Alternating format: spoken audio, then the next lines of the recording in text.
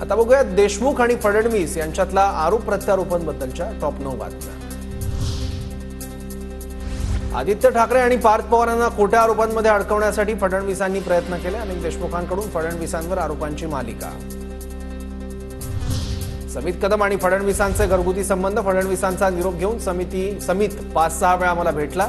देशमुखांकडून आरोपांचा पुनरुच्चार। तर साधा कार्यकर्ता असतानाही समित कदमला वाय दर्जाची सुरक्षा का, देशमुखांचा सवाल। देशमुखांनी फेक नॅरेटिव्ह पसरू नये। समित कदम यांचे पवार आदित्य ठाकरेंसोबतही फोटो। फडणवीसांवरील आरोपानंतर केशव उपाध्यांचा पलटवार।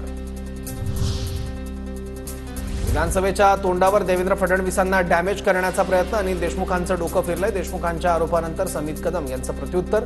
देशमुखांनीच आपल्याला भेटायला बोलवल्याचा पुनरुच्चार।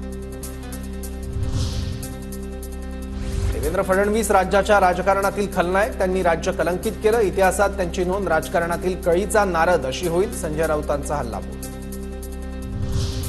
मी प्रतिज्ञापत्रावर सही केली असती तर आज उद्धव ठाकरे आणि आदित्य ठाकरे जेलमध्ये असते। फडणवीसांवर आरोप करताना अनिल देशमुखांचं वक्तव्य। 2.5 वर्षानंतर विरोधकांचा संभ्रम निर्माण करण्याचा प्रयत्न। राजकारण करण्यापेक्षा राज्याचा विकासाचा विचार करा।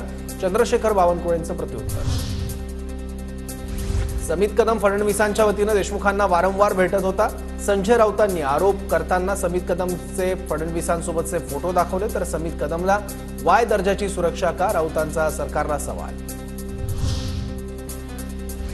समित कदम फडणवीसांच्या जवळचा। अनिल देशमुखांनी समित कदमचे फडणवीसांसोबतचे फोटोही दाखवले। तो नगरसेवकही नाही तरी त्याला वाय दर्जाची सुरक्षा दिली। अनिल देशमुखांचा आरोप।